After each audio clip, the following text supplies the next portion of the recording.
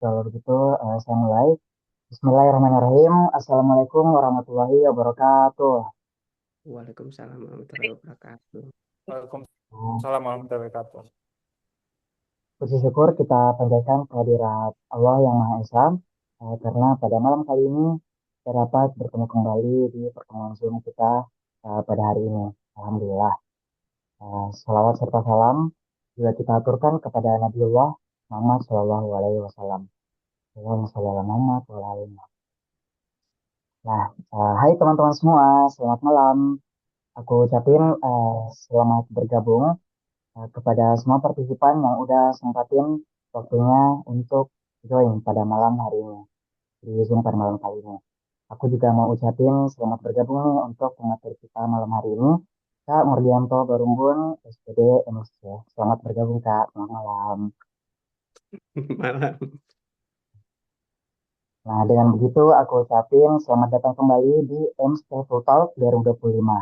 Nah, kita udah memasuki minggu ketiga nih untuk M-Skill Talk 2025. As always, pada talk show kali ini kita akan membahas eh, tentang tips-tips beasiswa, info beasiswa, dan juga pengalaman beasiswa langsung dari pewardinya. Don't worry guys, di akhir materi nanti kita juga akan ada sesi tanya jawab antara partisipan dan juga pemateri. Biar nanti insight yang kita peroleh dari pemateri jadi lebih banyak. Nah, oke deh, tanpa berlama-lama lagi, mari kita melangkah ke inti acara kita pada malam hari ini, yaitu pembawaan materi oleh pemateri kita. Sebelum kita masuk ke materi, alangkah baiknya jika kita mengenal dulu nih, siapa sih pemateri kita pada malam hari ini. Nah, pemateri kita kali ini adalah pemateri yang sangat inspiratif dan juga sangat motivasional. Apakah beliau? Beliau adalah Kak Mardianto Barumbun, SPD MSc. Nah, sedikit tentang Kak Mardianto. Kak Mardianto Barumbun adalah seorang dosen dan pendidik yang berfokus pada primary education dan juga teacher training, khususnya dalam bidang pendidikan matematika.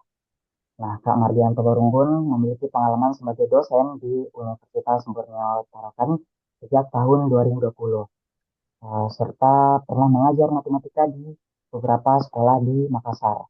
Nah, dalam perannya, Kak Mardianto aktif mengajar, meneliti, dan juga melakukan pengabdian masyarakat di bidang matematika.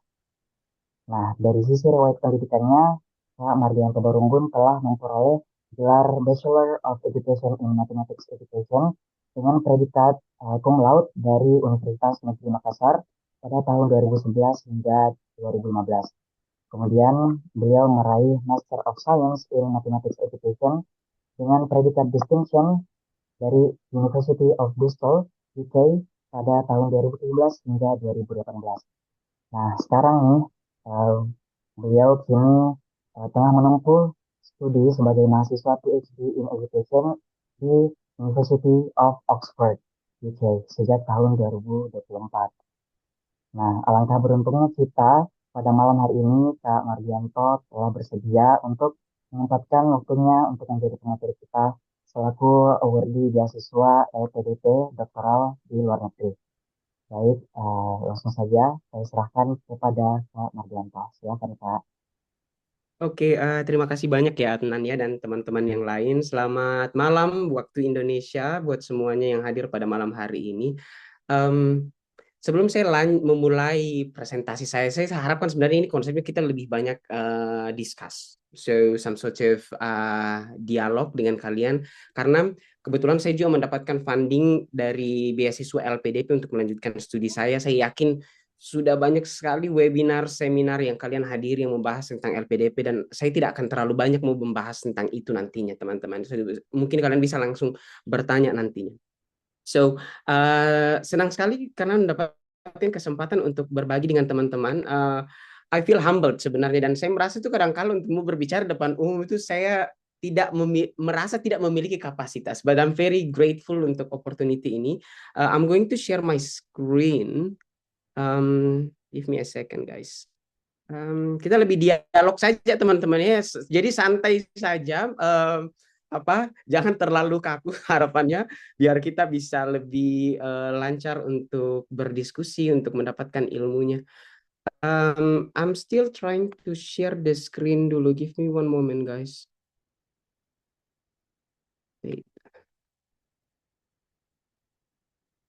Oke, sebelum saya mulai, bagaimana kabarnya semuanya yang hadir ini? Apakah ini semuanya backgroundnya adalah mahasiswa atau profesional atau orang yang sudah menyelesaikan studinya? Kalau boleh tahu, mungkin saya panggil aja Oh, satu ya. Kak, Ari. tadi Oh ya, oke. Gimana? Sorry.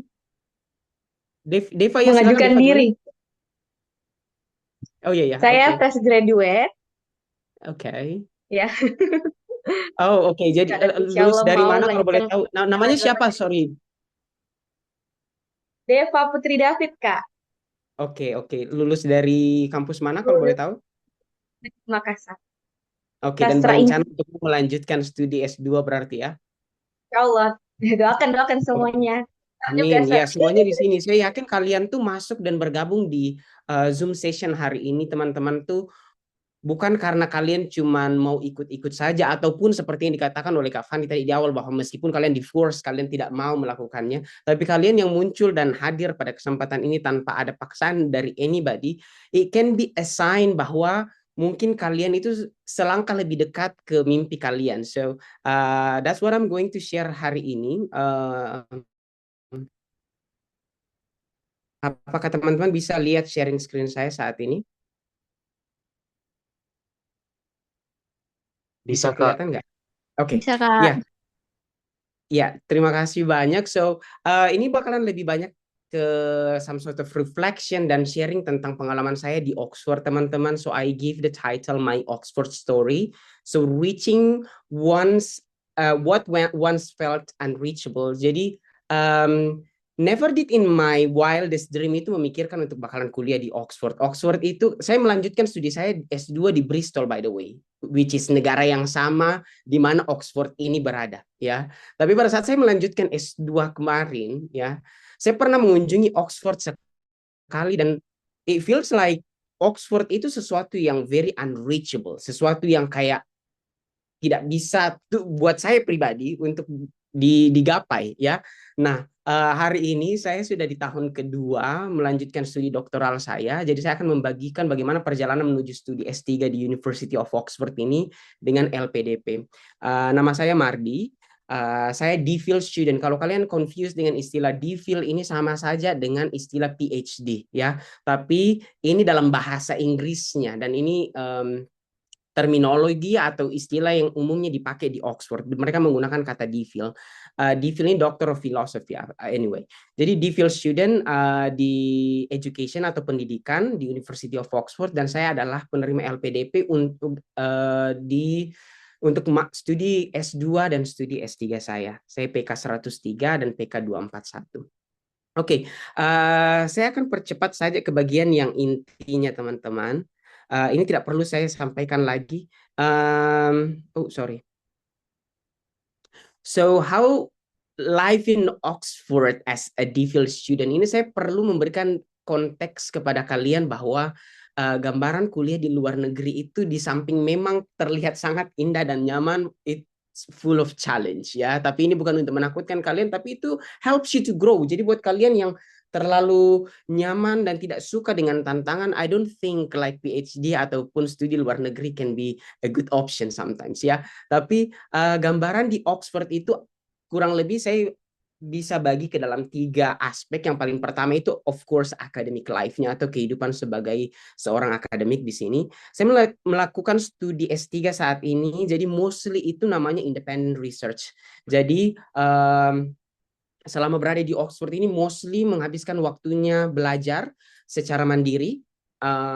Ada kursesnya, tapi kurs atau mata kuliah ini tidak dinilai, tidak ada penilaiannya. Jadi kursus ini tujuannya hanya untuk menambah pengetahuan ataupun bisa diskusi terkait topik-topik relevan yang mungkin tertarik kita pelajari. Ada monthly supervision, ini semacam bimbingan dan sekadar gambaran saja. Kalau dalam konteks saya, bimbingan dengan dosen pembimbing itu cuma 1 kali 1 bulan. Dan itu ideally sekitar 1 jam saja. So you can imagine dalam 30 hari 1 bulan itu ada 24 jam, totalnya akan sekian berapa jam dalam 1 bulan, hanya 1 jam kita bisa bimbingan dengan supervisors. Selebihnya apa yang dilakukan ialah develop your understanding melalui independent study tadi, kemudian mengikuti kuliah-kuliah, ada seminars, training, conferences, dan juga tentunya networking dengan teman-teman. Nah, tetapi living in Oxford is not only about academic life, guys. Ada juga social life-nya tentunya. Di sini ada komunitas Indonesia, meskipun if I have to compare dengan komunitas Indonesia di kota-kota lain, memang tidak sebesar itu. Tapi di sini ada PPI juga, I don't know apa panjangan PPI ini, pokoknya Persatuan Pelajar Indonesia, kurang lebih seperti itu. Ya, di PPI ini ada beberapa orang Indonesia dan kalian pasti kenal beberapa orang-orang yang terkenal, yang tahu Class of Champions pasti kalian tahu Nabil dengan Joshua. Ini Joshua di belakang ini. Anyway, selain PPI itu tentunya di Oxford itu kita punya societies. Jadi yang membedakan Oxford, Cambridge, dan universitas-universitas lain itu kan ada istilah college. College ini semacam rumah kita, but I'm not going to talk more about that one. Tapi ini salah satu hal yang membuat Oxford beda adalah ada collegiate sistemnya. Nah, selain itu ada juga personal life-nya. Bagi saya pribadi Oxford itu adalah lovely city gitu loh. Ini kayak kabupaten, bukan kota besar seperti London ataupun Bristol ataupun kota-kota besar lainnya. Tapi it is a touristy city. Jadi technically kuliah di Oxford itu semacam kayak holiday every day. So it's a very beautiful city. Ini adalah beberapa gedung-gedung, libraries, dan dining hall. Ini dining hall artinya tempat makan yang inspire Harry Potter movie. Jadi beberapa orang yang katanya ke Oxford itu karena mereka itu inspired by Harry Potter. So beberapa scene-nya di Oxford by the way. Nah, ini mungkin karena ada beberapa tadi seperti Deva tadi ya, yang dari UNM juga. Kadang-kadang kita mikir bahwa cuma jadi guru ya. So we need to think again about that, bahwa ternyata bukan cuma jadi guru. You can be trainer, researcher, curriculum designer, atau kerja di NGO ataupun industri teknologi lain-lainnya. Tapi yang paling penting dari semuanya ini adalah kuncinya adalah bahasa Inggris untuk mobilitas akademik dan profesional. Oke. Nah, untuk di Oxford itu sendiri, saya kemarin masuk dengan menggunakan IELTS dengan minimum overall score-nya itu harus 7.5 ya. 7,5.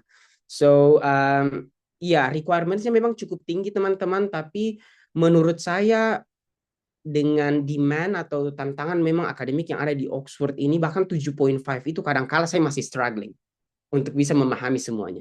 So, ya, ini mungkin sedikit gambaran saja. Ini presentasi yang saya sudah bagikan di beberapa kesempatan, tapi kurang lebih begini jalur saya untuk belajar atau mempersiapkan diri sampai di mana saya berada saat ini. So, saya lulus dari pendidikan matematika di UNM. Ini fun fact-nya ialah hingga lulus sarjana, saya bahkan tidak memahami 16 different tenses. Oke. Jadi saya pernah bertanya sama Kak Fandi, I can still remember exactly. Saya pernah bertanya sama dia bahwa kok dalam tenses itu I do understand. Kok ada kata do sih di depan? Kan do itu kan melakukan ya dalam bahasa Indonesia. I still remember those silly question just because betul-betul bahasa Inggris itu something yang out of my zone pada saat itu.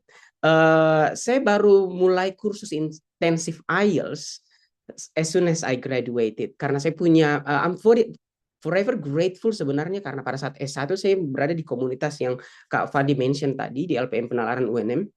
Di situ you will see lots of people yang punya mimpi-mimpi yang besar. And then this is the reason why I always tell people bahwa environmentmu itu can determine who you're going to be in the future. Jadi I'm forever grateful karena komunitas itu saya bisa melihat banyak senior-senior saya termasuk Kak Fandi pada saat itu yang sudah mendapatkan beasiswa di luar negeri, dalam negeri atau dimanapun, dan karir-karir yang pokoknya bukan cuma di luar negeri ataupun karir akademiknya, tapi kayak posisi-posisi strategis dalam pekerjaan itu saya bisa lihat dari sana. So it is really important to any one of you yang punya mimpi besar, surround yourself dengan orang-orang yang punya mimpi yang besar juga. Jangan surround yourself dengan orang-orang yang kayak cuman mau pulang, cuman mau pergi kampus dan untuk mendapatkan gelar sarjana dasar, oke? Karena it won't influence you that much untuk mencapai mimpi yang kalian inginkan. So I took IELTS for the very first time itu di tahun 2016, and then I got overall band score 6.5 pada saat itu pertama kali.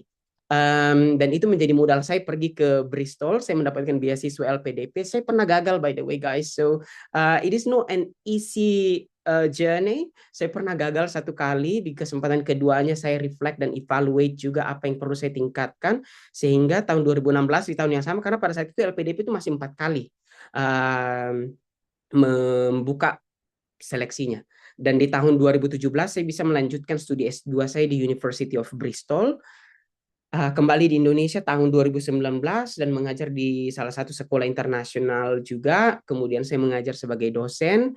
Dari dosen ini saya muncul lagi keinginan untuk mau melanjutkan studi, dan memang prosedur saya untuk bisa lanjut sampai di Oxford itu tidak selancar itu juga, teman-teman. As you can see ini kayak alurnya itu sangat very evident, tapi perjuangan di baliknya itu di between saya masih mengajar di kampus, saya mengajar private juga online, so I still juggle dengan semua itu dan belajar IELTS. Even though saya pernah kuliah di luar negeri, saya masih harus belajar IELTS. Especially karena requirements untuk studi S3 itu cukup tinggi. As you can see tadi 7.5. You know, kalian yang pernah belajar IELTS itu naik 0,5 saja, it's no an easy thing, okay? So, anyway, saya lanjutkan saja biar kita lebih cepat. Kemudian kalau in terms of my Oxford journey, mempersiapkan Oxford dan LPDP itu kebetulan hampir bersamaan, ya. Jadi saya mempersiapkan semua berkas administrasinya dari akhir tahun 2023, ya. Dan di awal tahun 2024 saya mendaftar ke Oxford, saya juga mendaftar ke LPDP. Ini semuanya paralel bersamaan. Sayangnya, saya mendapatkan LOE dari Oxford itu cukup lambat, sehingga saya harus mendaftar LPDP melalui jalur reguler. Jadi bukan jalur perguruan tinggi utama dunia. You know, kalau kalian lewat jalur perguruan tinggi utama dunia itu apa? What do you call them? Standar lulusnya, passing grade. The passing grade itu lebih rendah daripada yang regular. Saya harus melewati jalur regular itu, harus ada tes bakat skolastiknya dan all the stuff. Jadi kurang lebih ini jalurnya. It is one shot kali ini. I thank God buat kesempatan itu, karena it was something yang saya sudah persiapkan dari tahun sebelumnya sebenarnya, teman-teman. Dan di bulan April, oh ya, anyway, yang paling menarik di Oxford ini ialah ada interviewnya. I guess like di university yang lain juga pasti akan ada interviewnya. But I'm forever grateful karena mendaftar di Oxford ini ada biayanya, guys. Oke, saya mengatakan di awal bahwa saya tidak pernah punya niat dan tidak punya keberanian untuk mendaftar di Oxford. Tapi kenapa kemudian saya memilih Oxford? Karena pada saat mendaftar LPDP, goal saya ialah saya mau kuliah di Edinburgh, di University of Edinburgh di Scotland. Akan tetapi perhitungan saya pada saat itu, saya harus memilih 3 universitas yang kemudian semuanya harus di UK, because I love the UK so much. Menurut saya lebih mudah saja ketika saya sudah lihat academic atmosphere di UK itu seperti apa, sehingga saya merasa bahwa paling safe-nya itu di UK. Cuman saya tidak pernah menginginkan studi di kota besar seperti di London. Jadi semua universitas terbaik yang ada di London, like UCL, King's College London, Imperial College, itu tidak masuk dalam list saya. So yang paling bagus daripada Edinburgh, kalau secara Key West ranking itu, of course itu salah satunya adalah Oxford, Cambridge, dan beberapa universitas lainnya. Dan randomly I write Oxford. Nah, cuman karena persiapan tes substansi ini biasanya kalian akan ditanyakan seberapa jauh progresmu saat ini terhadap ketiga universitas yang kau pilih. Makanya di tahun yang sama juga di awal Januari itu saya sudah harus mendaftar, teman-teman. Saya mendaftar, ada biaya pendaftarannya sekitar 1,5 juta.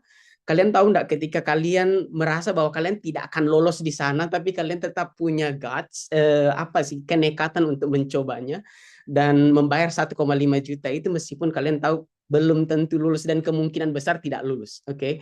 Tapi 1,5 juta itu kemudian sangat worth it selama interview dengan supervisor saya pada saat itu.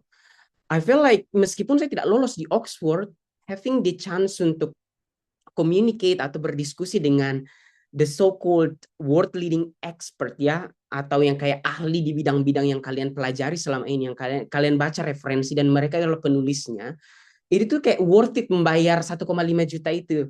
Kayaknya ini feeling exactly sama buat orang-orang yang suka nonton konser, let's say Blackpink. Kau pergi nonton konser Blackpink harganya katakanlah 3 juta. You know, like 3 juta untuk nonton konser Blackpink buat beberapa orang like what gitu loh. Tapi buat kalian yang sangat mencintai orang ini pasti itu kayak merasa bahwa it's worth every penny ya. Jadi itu yang kemudian saya rasakan pada saat interview itu teman-teman. Nah, saya persingkat saja langsung nanti ini. Kuncinya yang paling penting itu adalah penguasaan bahasa Inggris. This is not the only key of course, tetapi salah satu kunci utamanya itulah kemampuan bahasa Inggris. Saya tidak mau overemphasize bahasa Inggris ini guys ya teman-teman, karena pada akhirnya banyak juga orang-orang yang kemudian sudah mendapatkan IELTS sampai 9 atau 8,5 and above, tapi mereka tidak diterima-terima di beberapa kampus ataupun tidak mendapatkan funding ya. Tetap itu adalah dari personality atau value-values yang kalian miliki. But what I want to emphasize that at least dari pengalaman saya, bahasa Inggris itu adalah my golden ticket untuk bisa sampai di Oxford, melewati of course beberapa perjalanan lainnya ya. Jadi manfaatnya itu kurang lebih seperti inilah di depan yang bisa saya tulis teman-teman. Oke. Saya akan lanjut langsung ke beberapa catatan buat kalian yang mau apply to Oxford. Jadi Oxford ini pendaftarannya paling cepat daripada kampus-kampus yang lain. For example, kalian yang mau kuliah tahun depan ini sudah akan dibuka, if I'm not mistaken, bahkan sudah akan ditutup bulan Januari tahun depan. So, bayangkan, saya punya teman kebetulan yang kuliah di Bristol. Bristol itu masih membuka pendaftarannya sampai bulan September. Can you imagine? Like, oh no, August. Padahal kuliahnya bulan September. Oxford itu kita mulainya bulan Oktober, tapi mereka sudah menutup pendaftarannya di bulan Januari. So, memang mereka itu betul-betul kayak melakukannya in advance, jadi persyaratannya itu lakukan lebih awal. So, prepare at least 1 year ahead, do your research kalau mau S3, persiapkan IELTS-nya, dan of course, kuasai apa yang kalian pelajari dengan baik, apa program yang akan kalian ambil. Ini find relevant supervisor mungkin buat teman-teman di sini kan mostly adalah calon S2 ya. Ini buat S3 saja ya yang mau mencari supervisor. Buat S2 you don't really need to find any supervisor. Kemudian write strong research proposal juga buat anak S3. Kemudian meet all administrative requirements. Ini baca dengan teliti di websitenya teman-teman, semuanya very clear dan transparan di sana. It depends on your program. Jadi kayak di universitas itu masing-masing punya requirements yang berbeda di setiap programnya. Kemudian yang paling terakhir itu adalah believe in yourself. This is the most important thing.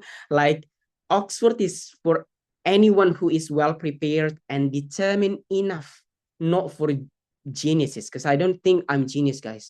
Menurutku value yang kumiliki itu adalah I'm very determined. Oke, okay? Yang saya mau katakan bahwa I'm very determined di sini ialah I literally belajar itu dari malam sampai ketemu malam lagi, guys. Oke, I mean like early morning sampai malam lagi. Because I know bahwa I know little, ya. Jadi itu determination yang help me untuk betul-betul bisa survive dan bisa sampai di tahun kedua saat ini. I don't know untuk tahun ketiga dan keempat, tapi at least that's value yang coba aku bangun terus ialah determination, persistence, dan all the stuff related to it. Jadi bukan soal geniuses. Karena kalian akan lihat di Oxford itu semua library-nya ada 89 libraries yang ada di University of Oxford. Itu hampir kita selalu kesulitan mendapatkan tempat duduk untuk mau belajar. It shows bahwa ini orang-orang yang dalam sini bukan cuma genius saja, tapi mereka itu memang punya like the environment yang force mereka ataupun memang desain dari mereka sendiri yang memang sangat suka belajar. Kalau saya lebih kepada di force sih sebenarnya teman-teman, dipaksa. Nah, buat yang mau daftar LPDP, ini paling penting kenali beasiswa LPDP. Biasa ada beberapa orang yang kayak chat yang kayak, Kak, apakah saya lebih bagus kalau mengambil beasiswa reguler atau apakah saya mengambil beasiswa ABC? Like do your research dulu sebelum bertanya. Okay, this is really important karena kadangkala skill yang perlu kau miliki ini bukan kadangkala. Ini skill basic yang akan kau gunakan untuk bertahan di environment, academic environment di luar negeri itu adalah kemampuan membacamu, ya. So do your own research dulu, baca semua, like provider ini, kampus yang akan kau lamar, beasiswa yang akan kau lamar, pastikan kamu pahami dulu semuanya, and if there any questions di sana yang kemudian tidak terjelaskan, then you can definitely ask, ya. Itu paling penting sih, karena kecenderungannya kadang-kala saya menemukan ini beberapa orang cenderung itu bertanya dulu, padahal it's definitely written di dalam paper itu. It shows bahwa literasinya kita itu memang masih sangat rendah. So penting sekali pelajari dulu, ya. Kemudian eh, ada keistimewaan di masing-masing program. Kebetulan saya kemarin mendaftar LPDP lewat jalur PNS TNI Polri. Kebetulan saya bukan TNI dan Polri, tapi saya PNS. Jadi manfaatkan keistimewaan yang kalian miliki itu. Ada beasiswa afirmasi, ada beasiswa-beasiswa lainnya, manfaatkan itu karena tentunya ada privilege di balik itu. Pelajari persyaratannya, kemudian sebaiknya LOE itu sudah dimiliki pada saat daftar LPDP. Kalau saya pribadi, ya. Kenapa? Karena akan lebih memudahkan melewati tes potensi akademik yang skolastik itu. It's annoying. Apalagi buat kalian yang tidak terlalu suka maths and stuff like that. Lebih bagus kalau kalian memiliki LOE-nya. So, yang terakhir ini adalah jangan asal memilih universitas, guys. This is something that I want to tell you. Jangan memilih universitas hanya gara-gara rankingnya, guys. Okay, this is something really, really wrong. Dan itu something yang masih saya juga question apakah benar ya Oxford itu adalah pilihan paling paling tepat karena the way I select university dulu itu gara-gara rankingnya, ya.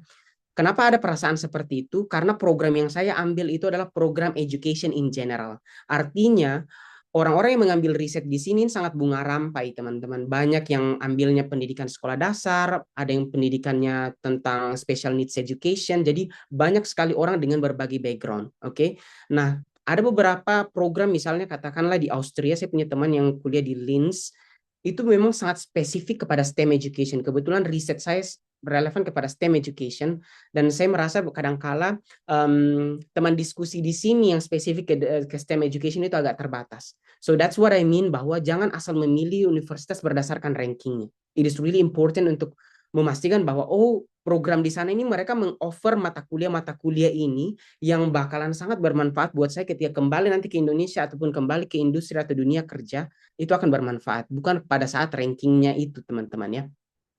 Kemudian lengkapi pendaftaran dengan teliti. This is something happened to me pada saat daftar LPDP kemarin.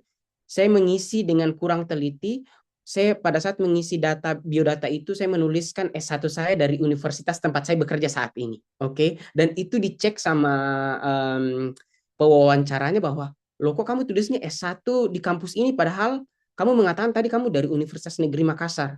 So that's a necessary mistake dan dengan jujur saja saya mengatakan bahwa mungkin karena saya terlalu mencintai institusi tempat saya bekerja saat ini sampai saya menuliskan itu pada saat mengisi S1 saya.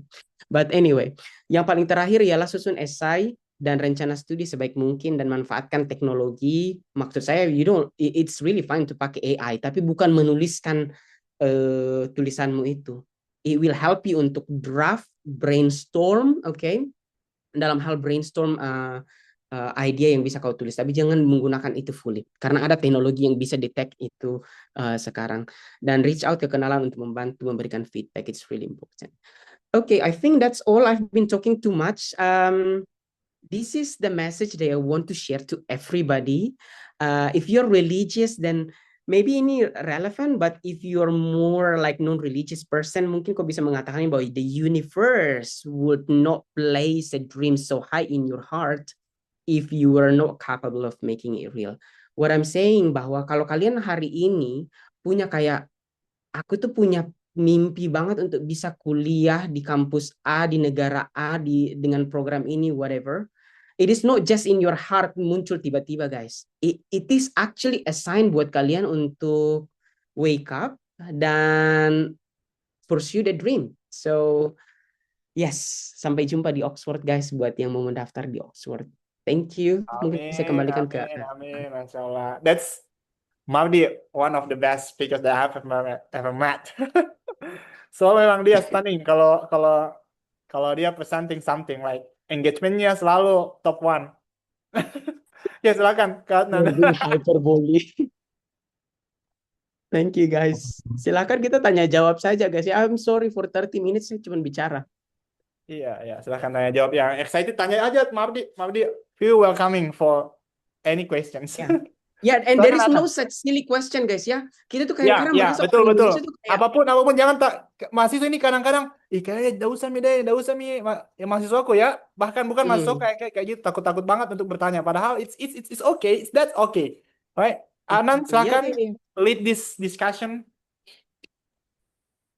Oke guys, itulah tadi materi dari Kak Mardianto tentang Kak Mardianto telah membahas tentang alurnya bagaimana dia menerima eh, proses menerima beasiswa, bagaimana ups and down-nya, apa yang harus dilakukan, apa yang tidak dilakukan.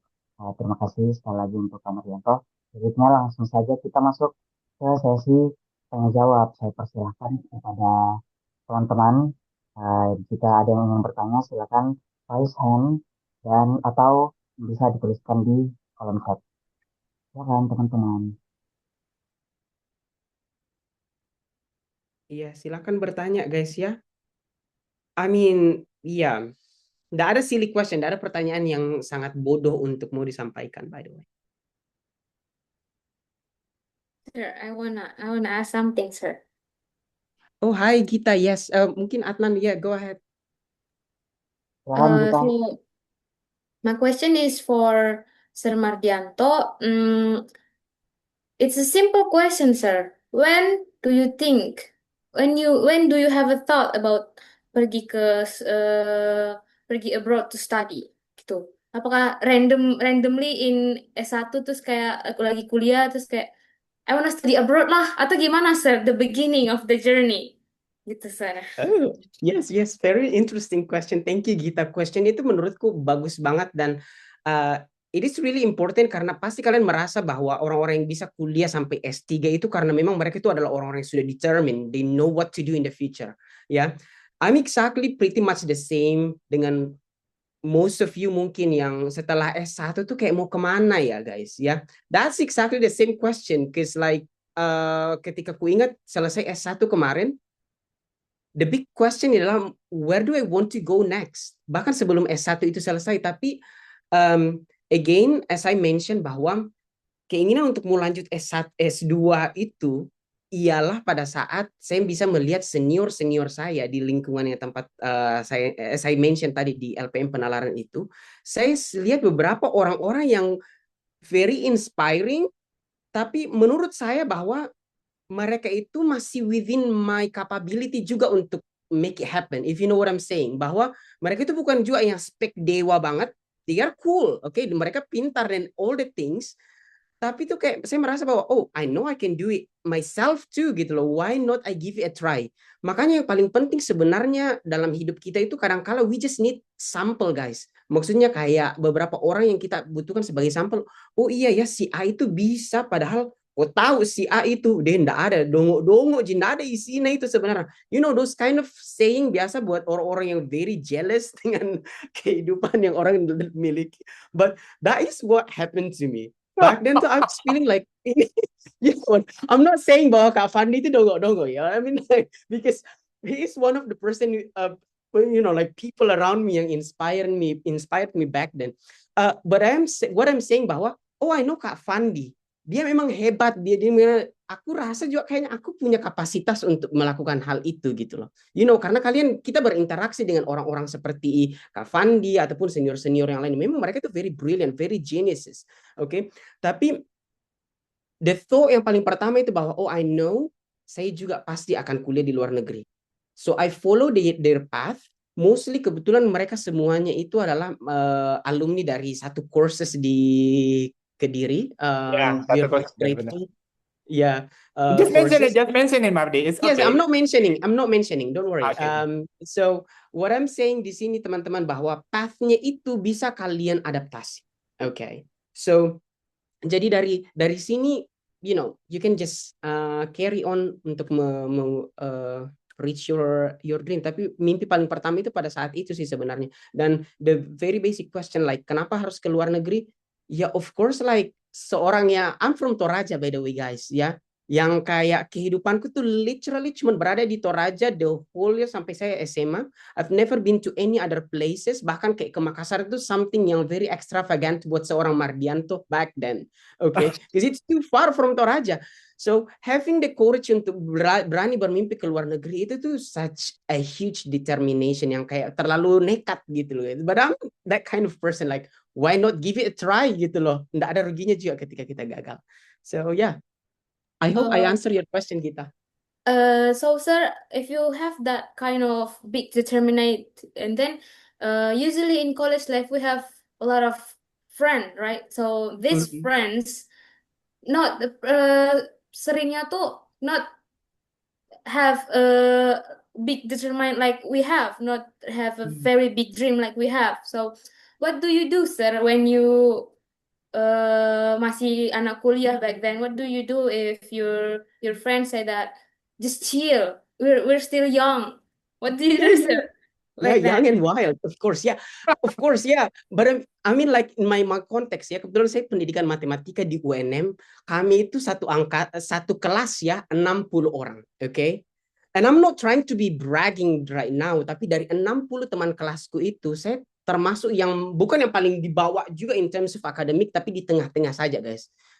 I'm not excel at maths. In fact, I hate maths. Tapi saya menjadi pengajar matematika sekarang anyway. But what I'm saying di sini, teman-teman, dari 60 teman saya dalam kelas itu, if I'm not mistaken, I'm the only one yang bisa kuliah di luar negeri. Okay? Saya ingat sekali bahwa teman-temanku itu always look me down karena my silly jokes. I'm orang yang I kayak memang remember, I gila-gila lah. remember. Saya ingat, saya Yes. ingat. Kak Fandi exactly knows betapa gilanya saya menjadi seseorang. But I think that's another value yang I embrace di diri saya, bahwa kadang-kala yang kayak beberapa teman-temanku itu bahkan yang kayak tidak klik dengan gilanya saya. But I think like that's me being out of the box sometimes. Jadi yang kayak you don't have to be genius. Dan kayak teman-teman, if you know like temanmu satu kelas tidak ada yang punya mimpi untuk mau keluar negeri, but you know like you're grateful, mungkin kamu adalah studentnya Kak Fandi di AIM Skillful. So those people yang ada di AIM Skillful pasti orang-orang yang punya mimpi yang besar. So lebih rajin-rajin pergi ke sana atau find any organization yang can help you maybe untuk have the same passion, have the same dreams untuk develop your best gitu loh. Jadi mungkin di satu lingkungan, misalnya kayak di kelas kamu tidak menemukan orang-orang yang punya mimpi yang sama, mungkin yang kayak di AIM Skillful ini komunitasnya bisa membantu kau. Oh iya ya, si A sudah bisa mitawa lolos nih beasiswa LPDPI, dia dapat mitawa IELTS-nya atau TOEFL-nya. I can do. The next is my turn. So something like that. Find your community, find your people yang bisa membantu kau lebih advance in many different things. I think like that, Gita.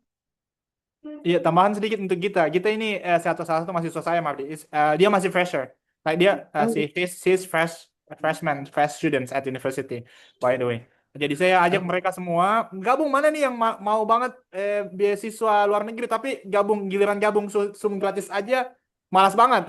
Giliran mau diberitahu di Shopee malas banget. Jadi saya tantang mereka, karena beberapa mereka kata, bagaimana sih caranya persiapan luar negeri? Oke, tunggu ya, saya undang beberapa teman saya, pantengin nih. 1 bulan terus, beberapa pembicara, dan ya, kalian cari tahu nih apa-apa yang harus mereka persiapkan.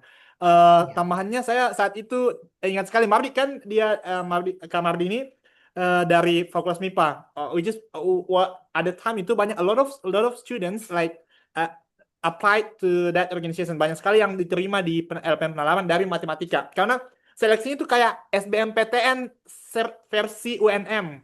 Oke? Jadi kita akan diseleksi berapa orang yang hanya dari hampir 500 orang, 100 orang yang daftar Mardi ya. Yang masuk itu cuma 45 orang. Saya sangka sama Mardi, cuma 45 orang dari 600 yang daftar UNM. Yang daftar semua orang-orang gila, dan disitulah ketemu kami senior, kayaknya yang pertama bawa IELTS itu Kak Hilman ya. Kak Hilman Ibawan buat lingkaran kecil, kita dibagi-bagi kertas nih belajar IELTS. Loh, ada yang persiapan ini. Kak Hilman itu saat itu sudah kuliah di US, United States ya, Mardi. Dan saat Iya, itu iya, iya. sudah adalah Kak Misna Rialidrus, setelahnya itu yang dapat scholarship abroad. Setelah itu ada wave ketiga saya dan teman-teman. Wave keempat lah datang Mardi dan kawan-kawan. Wave kelima sampai sekarang lah. Alhamdulillah beberapa alumni penalaran masih berjuang sangat untuk study abroad. Dan salah satu kayaknya organisasi yang pencetus terbanyak untuk alumni yang study ke luar negeri adalah alumni LPN Penalaran UNM di Universitas Negeri Makassar. Kami saat itu betul-betul apa ya? Barengan untuk belajar, bukan sendiri-sendiri. Dan itu sampai mengajak ke adik-adik yang lain untuk belajar. Dan environment yang dikatakan kita saat itu saya sendiri di mahasiswa bahasa Inggris, pendidikan bahasa Inggris yang masuk di organisasi tersebut, yang bertahan, yang sampai juga ke luar negeri. Saya pertama, dan saya I'm not that genius things. Oke. Kenapa Mardi bilang begitu? Karena banyak orang yang tidak jenius. Kita hanya punya daya lenting yang baik ketika gagal bangkit. Dan banyak sekali di penalaran itu orang-orang yang ya sangat bisa kita bandingkan dengan diri kita. Kayaknya bisa deh saya belajar sampai ke level dia. Kayak gitu. Jadi kalau sudah ada cara pandang, sudut pandang kita, kayaknya bisa deh. Kayaknya bisa deh. Itu Iya. yang perlu ditingkatkan. Jangan langsung sebelumnya pesimis banget. Saya yakin Mardi setelah ketemu juga dengan anak-anak COC yang di sana itu kayaknya ini gini cara ininya kayak gitu. Ya, Pasti ada hal-hal ya. yang kayaknya bisa deh. Mungkin persiapannya akan lebih lama untuk kita, nggak sama, tapi still achievable. Still masih bisa. Itu sih tambahan dari saya. Kita semangat ya, dan kawan-kawan yang lain. Saya kembalikan ke Adnan. Nah, baik, Sar. Selanjutnya langsung saja ke pertanyaan selanjutnya. Siapa lagi yang angkat tangan? Ada Deva Putri. Silakan. Oke, terima kasih atas kesempatannya. Kenalkan, nama saya Deva Putri David dari Universitas Negeri Makassar. Saya ingin bertanya ke Kak Mardi, em, selain persiapan belajar bahasa Inggris, apa saja yang Kakak persiapkan waktu dulu untuk melanjutkan S2, seperti pengalaman kerja atau komunitas yang Kakak ikuti? Kemudian yang kedua itu bagaimana proses pengerjaan esai Kakak? Karena ini juga yang agak aku khawatirkan karena merasa tidak memiliki pengalaman yang cukup untuk mengisi esai jika pertanyaannya membahas tentang pengalaman diri atau semacamnya gitu. Terima kasih. Semoga Oke, dimengerti. yeah, of course, Deva. Very nice question. Jadi yang paling pertama itu, wow, very interesting question. Wow, let me think first. Adnan, can you please help me untuk track the question ya, biar saya bisa ingat kembali nanti pertanyaan-pertanyaan yang disampaikan oleh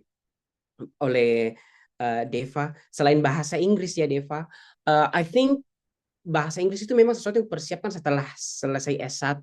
Tetapi jauh sebelum S1 saya selesai itu, saya sudah memang mengembangkan hal-hal yang menjadi additional value buat diri saya. Okay, so what I mean by this one ialah ketika saya S1, dari 60 teman saya dalam kelas itu, mostly yang mereka memang semuanya belajar, pulang kampung. Belajar, pulang kampung. You know what I'm saying.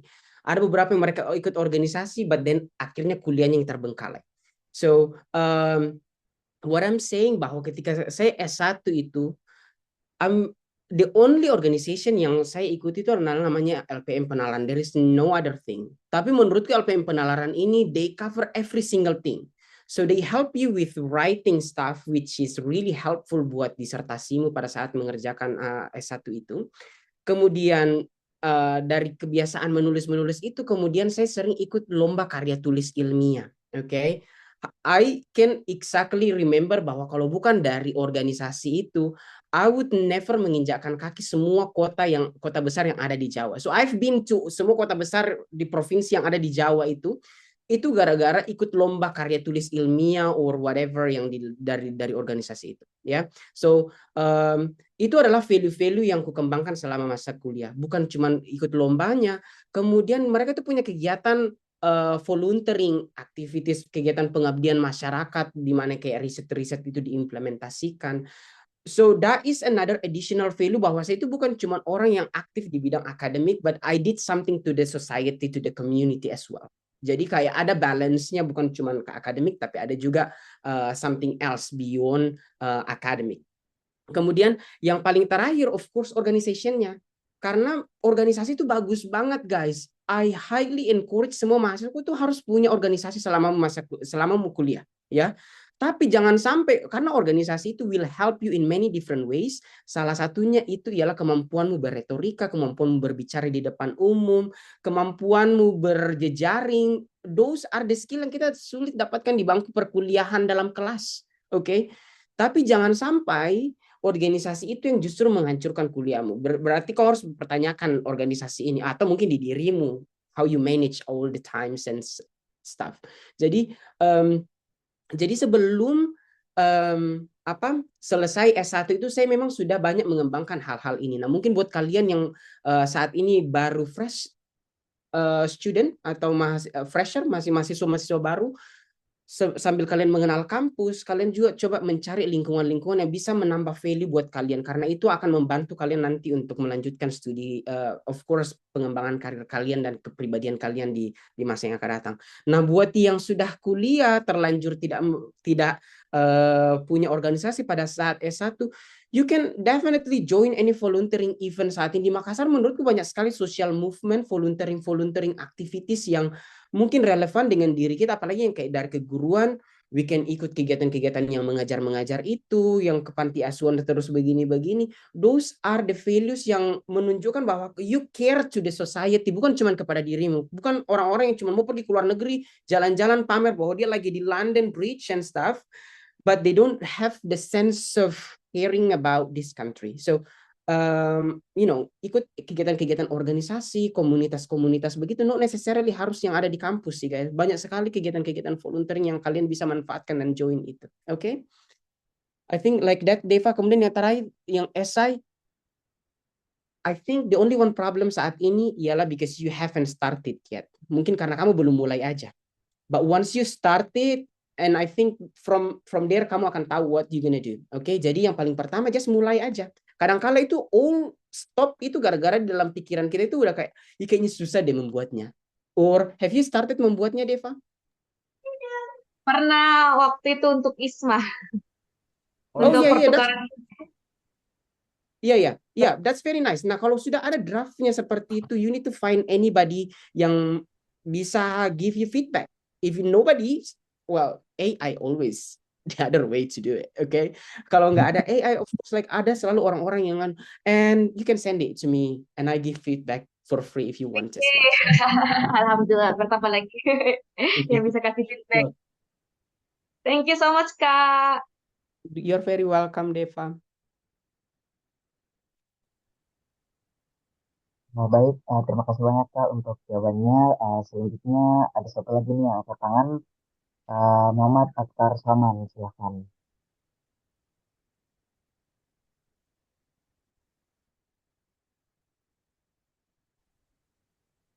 Ya, baik Kak Mardi, halo. Halo Sorry, juga, Kak. Akhtar. Ini agak gugup Kak. Wih, gugup apa juga kau? Lucu kali kau.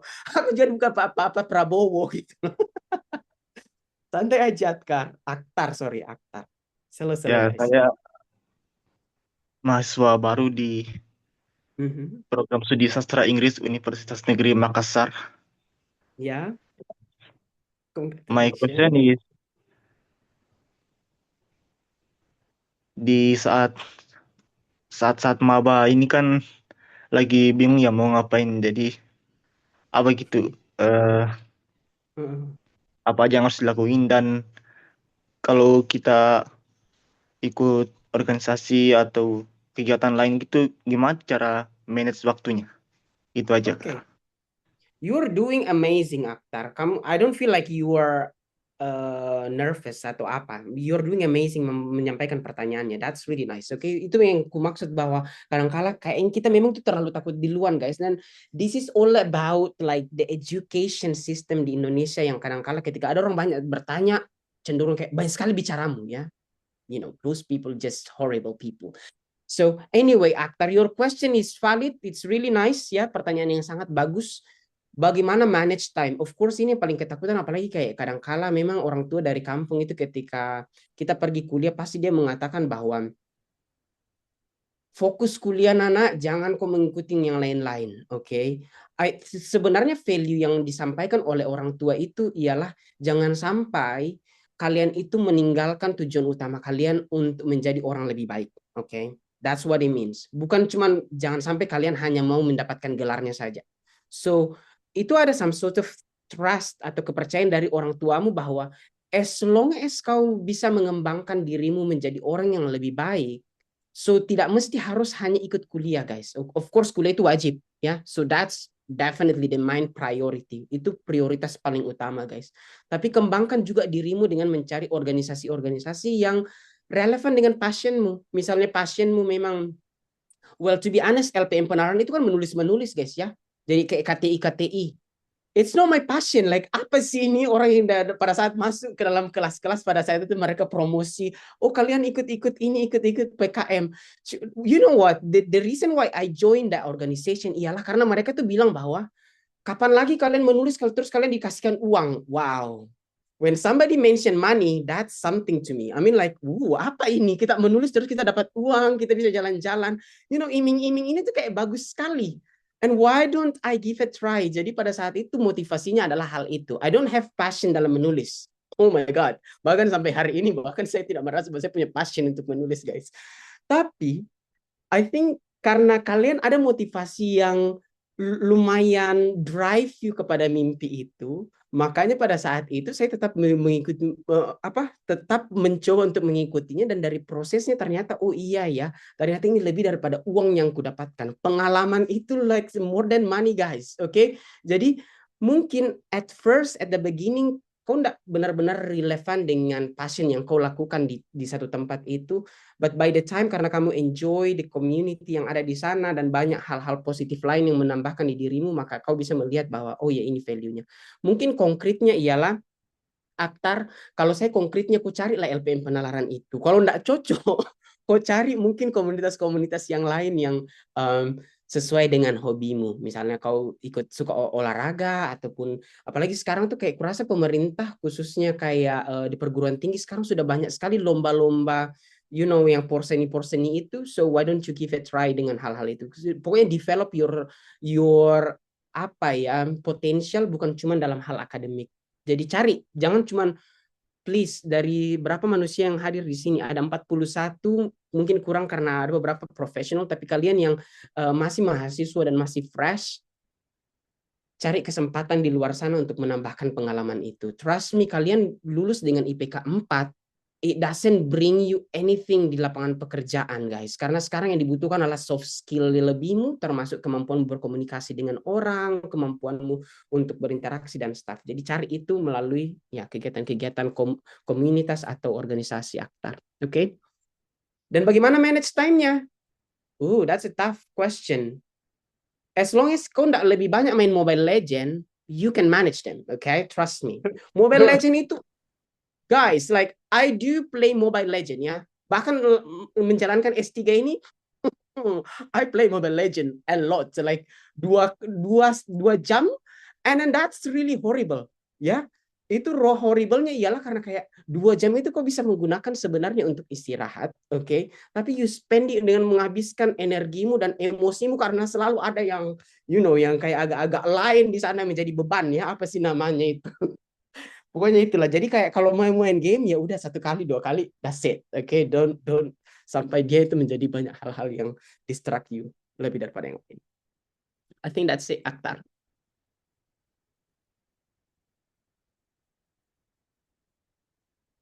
Thank you Kak Mardi.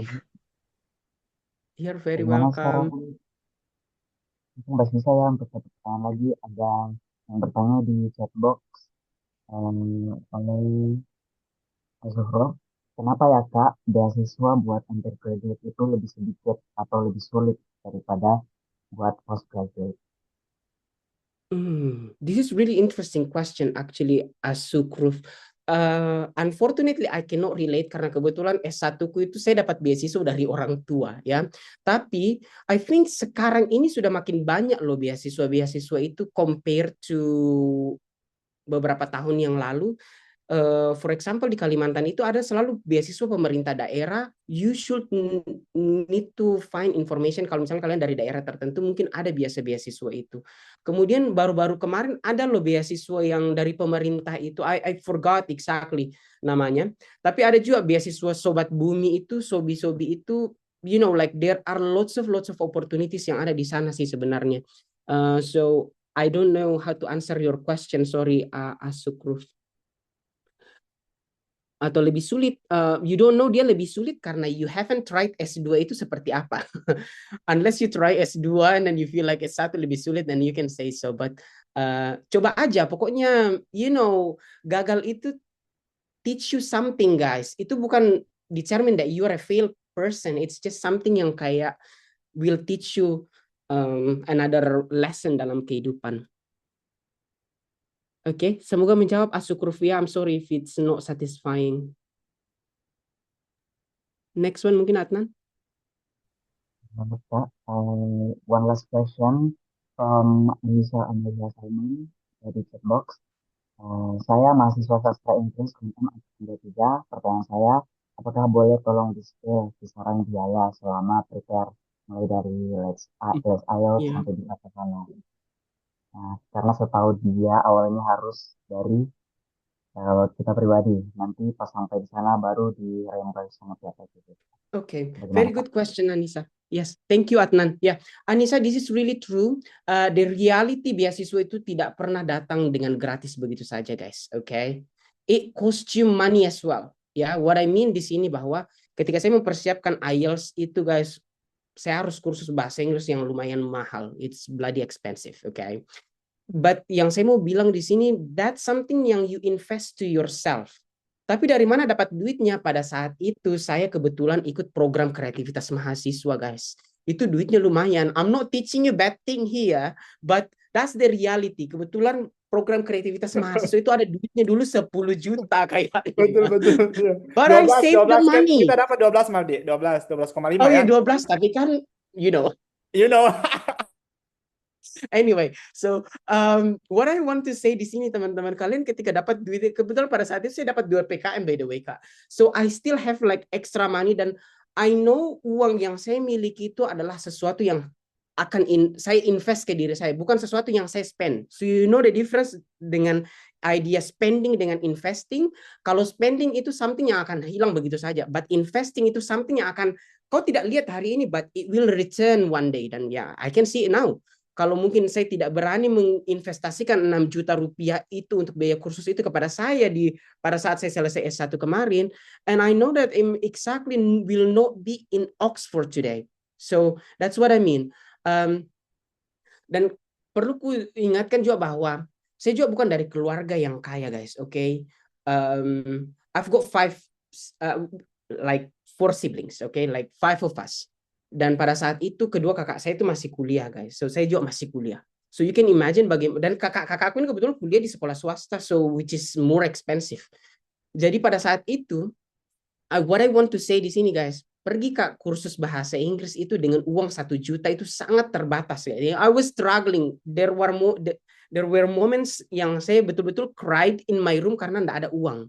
But I think kalau saya look back at those events, itu tuh yang kayak I'm smiling, kayak thank you for not giving up gitu loh, yang kayak I'm telling myself yang kayak kalau kau pada hari itu memutuskan untuk pulang dan tidak melanjutkan, you will not be here today, dude. So yes, memang harus ada investment, guys, tapi again itu investing, it's not spending, guys. Itu harus mentality yang kalian bangun. Kalau you're investing something to yourself, to your future, so of course enggak apa-apa.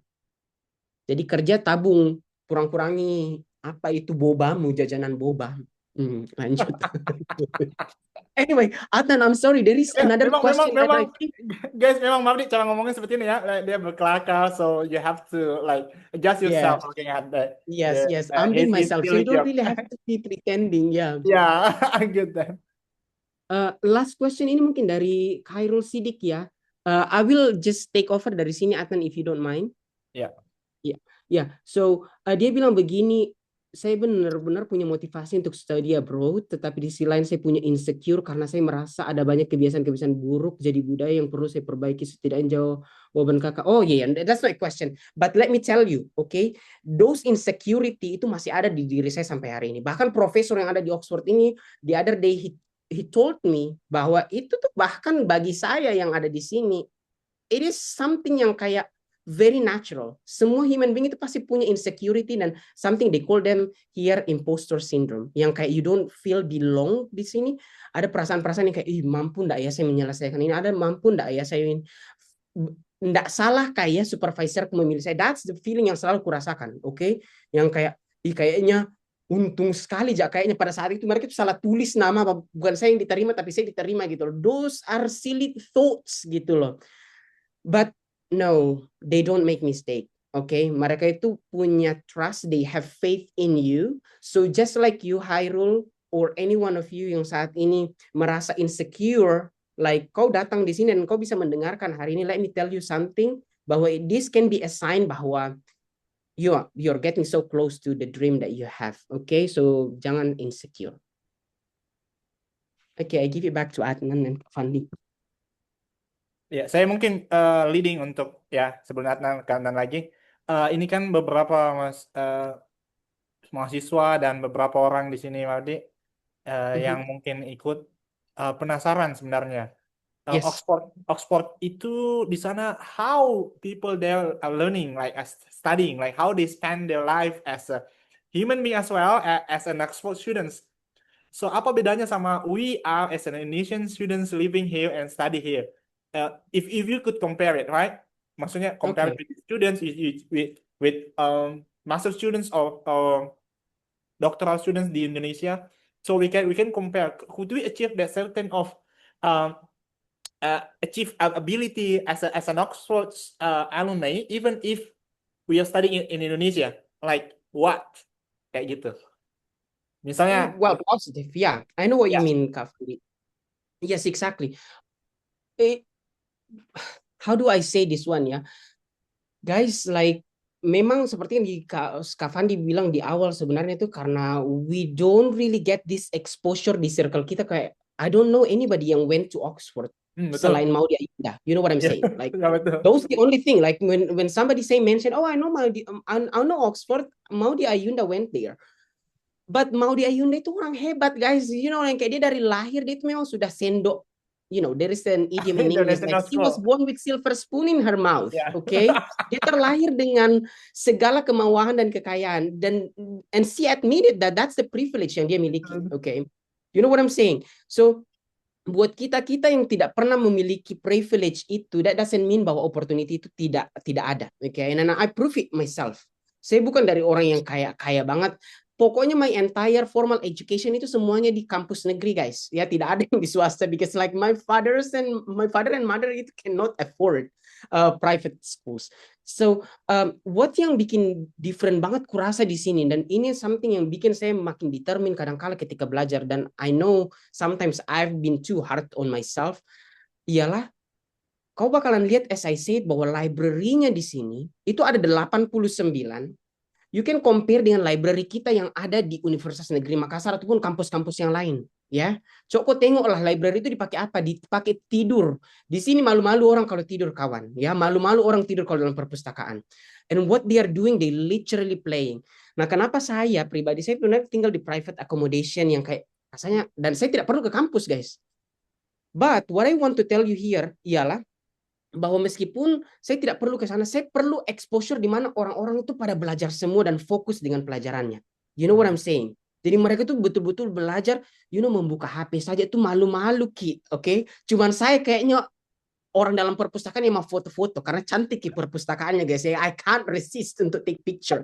But trust me, I'm the only one I feel like kayak foto-foto, cantik kali ini tempat-tempat. You know what I'm saying? So, but what I want to say di sini bahwa exposure yang kita rasakan di perpustakaan yang kemarin ketika orang tuh betul-betul belajar, kau dengar ini orang yang mengetik tak nggak berhenti, kalau mak lincahnya dia menulis, ya. Itu yang kayak force you juga untuk fokus kok. Karena ketika kalau belajar di rumah kayak begini, guys, ya, apalagi masuk pintar begini mah enaknya tidur di kasur ya.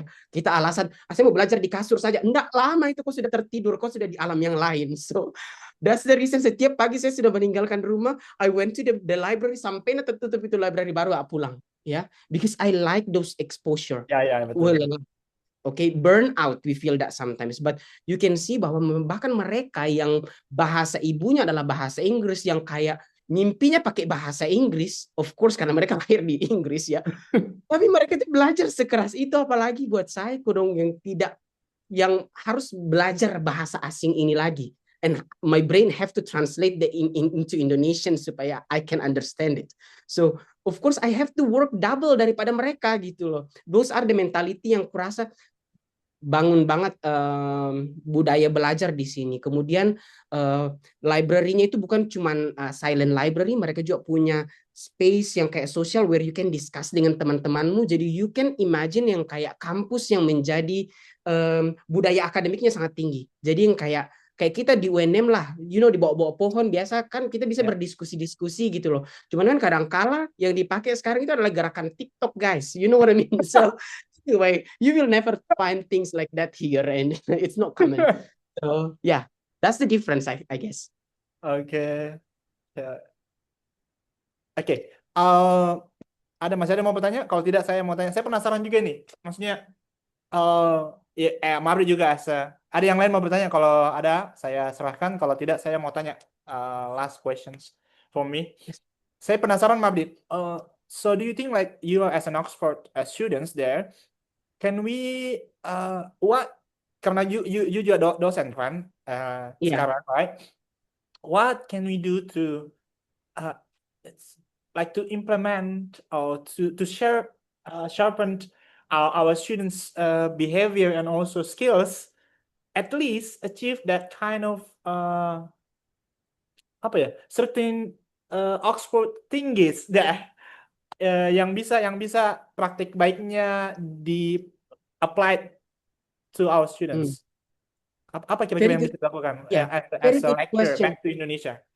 Yes, exactly. Very good question, Kak Fandi. But what I want to say di sini ini memang kayak very complex, okay? Dari sistemnya, of course, yang kayak kalau cuma satu dosen yang mau melakukan itu, yang lain tidak mau melakukannya itu, that's not gonna work, okay? Because this is like a holistic approach. But at least it is a good movement ketika like satu dosen itu memikirkan what can I do to make my classroom environments gets better, like having students more active and all the stuff. Yang paling penting itu menurutku yang kayak, of course, and you did this one already pasti, ialah anggap bahwa student itu definitely mereka itu adalah knowledgeable person yang kayak of course they know. So ini against the assumption bahwa mahasiswa atau siswa itu adalah datang ke kampus sebagai kertas kosong. No, you're no a blank paper, guys. Okay? Kalian itu sudah datang dengan berbagai pandangan, pendapat, dan sebagainya, dan semua itu valid. Dan tempat akademik seperti di kampus itu justru tempat mendiskusikannya. So, what I want to say ini bahwa kayak environment kelas kita itu penting memberikan voice kepada semua mahasiswa, Kak Fandi. Di mana yang kayak there is no such a wrong and correct answer. Every answer, every opinions, and every perspective itu valid. Jadi yang kayak anak-anak itu atau mahasiswa itu juga merasa bahwa pendapat saya dihargai. Jadi yang kayak yang dirasakan Aktar tadi itu, that's the reality yang ada di pendidikan kita. Karena mereka menganggap bahwa dosen itu maha benar ditanya. Belum lagi model-model dosen yang kayak susah sekali ditemui, yang kayak spek dewa kala-kala dengan artis mancanegara. No, I think like what I want to say bahwa be a friendly, because like lecturer di sini, I know Kak Fandi juga S2 di sini by the way, so you can see mereka itu sangat chill, okay? Beberapa dari mereka itu pakai tato, pakai pirang. We don't care about those things. I'm not suggesting bahwa kita tuh harus fokus kepada itu, but what I'm saying di sini bahwa kadang-kala kita terlalu fokus kepada yang kayak guru itu adalah seseorang yang paling tinggi posisinya, yang kadang-kala dia harus menjadi center of everything. In fact, dia can be chill, justru dia menjadi friend di dalam yang kayak giving everybody the opportunity to talk, to share their idea. I think that's a very basic thing yang I think dosen itu perlu lakukan itu, yang kayak dan yang paling selanjutnya of course ketika dosen memberikan tugas, please dosen, kau perisai. Jangan kau cuma kasih dosen kayak bikin makalah, ndak kau perisa. Ini suara mahasiswa ya, hidup Makanya saya mahasiswa. malas kasih tugas makalah. So they're Yes, doing exactly. practice exactly, and I'm gonna Yeah, try to measure their ability. yeah, yeah. I don't know. It doesn't Give work the at all. actually, yeah, yeah. AI as well nowadays. It's great, scarier, Ya, right? Yeah. thank you. Saya kembali ke Adnan. Siapa tahu masih ada yang ini bertanya. Kayaknya Mardi sampai jam berapa available-nya? I'm really sorry guys, like I have to leave before 1 p.m. karena ada temanku yang harus ku pick up dari train station. So yeah. But guys, like I mean like I'm open book yang kayak you can reach me out anytime, tapi yang nggak bisa langsung ku balas. Selain kita terpisah antara jarak dan waktu, ya. Okay, Jadi actually, I know you to all like your Instagram account. Which one that I need to like share? If any of those actually, like okay, get that. the other one yang very formal, you can reach me out there, teacher Mardi, okay? Teacher That's Mardi. very formal. I rarely post anything there di sana karena itu lebih formal, guys. But I think like I just kalau ke mahasiswa saya sering bagikan yang kayak my personal account is like there where I can use my Instagram as my diary, kehidupanku sehari-hari. Ya benar Kalau benar. yang teacher itu tuh yang kayak pencitraan ala-ala gitu. Makanya aku pisah. Kalau ini tuh kayak biar gila-gila aku di jalanan enggak pun jadi masalah, guys, oke? Oke. Thank you ya. Saya kembali ke Adnan. Ada siapa teman ada yang bertanya? Sepertinya sudah tidak ada yang bertanya, Sir. Mungkin kita lanjut saja ke next agenda.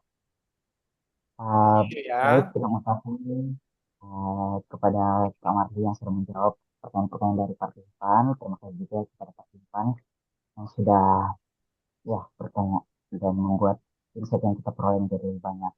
Nah, agenda selanjutnya adalah penyerahan sertifikat secara simbolis oleh Sir Ahmad Afandi. Silakan, Sir. Ini sertifikatnya Mardi, tanda tanganku. Berbanggalah teman-teman sepengurusanmu di LPM Penalaran memberikan. Mardi, dan bukan hanya ini. So, saya berikan Mardi bisa menyerahkan voucher belajar ini untuk siapapun, adiknya, sepupunya, atau orang yang sangat ingin untuk study IELTS. Kita kasih voucher belajar offline senilai 1,5 juta untuk 1 bulan belajar IELTS di Skillful. Jadi, if you know, want to recommend one of your friends, you can give it to them to study in our English courses, right? Ya, anyone yang lagi join di sini, guys, okay, you can reach me out di sosial mediaku or to my email if you want to sound more formal dan explain why do you really want this, okay? Karena Mardi akan berikan vouchernya ke kalian, guys. Oke. Ya. Text me, tell me like why do you think you are the best one untuk deserve mendapatkan voucher ini. Mungkin di tag aja lah Mardi di ininya, di sosial medianya, di story-nya mungkin. Definitely, yes, you can. Nggak usah, nggak mau aku pusing buat ditag orang. Oh iya, so you can just randomly. Saudara saja, nggak usah aku bilang aku mau bagi-bagi. Maksudnya they just tag Mardi, they just tag you, mention why. Enggak apa. No, I don't think that's necessary. I mean, like this can be something very personal between you and me, like.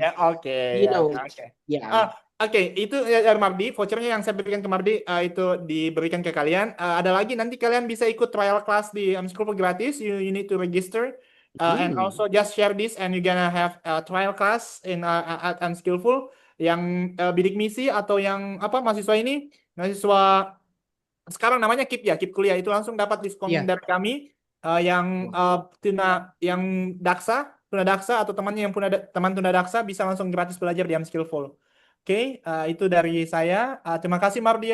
Nanti sharing-sharingnya casual di live Instagram mungkin boleh. Kalau saya di Jerman kita sharing. Amin. Ya, saya ini pasporku nggak bisa ke Jerman. Iya, bisa Jerman paspormu kan? Nggak bisa karena paspor dinas tidak ada hubungannya dengan Jerman. But Gitu. we can do to the nearest country like the Netherlands or something. Oke. Yeah. Thank you. Ya. Thank you very much ya untuk semuanya. sangat senang saya Mardi bisa join kali ini. Ini being recorded ya. Jadi probably we gonna try to upload this so most of the students could know exactly what we have already discussed and ya kita upload di YouTube Skillful. Thank you ya Mardi.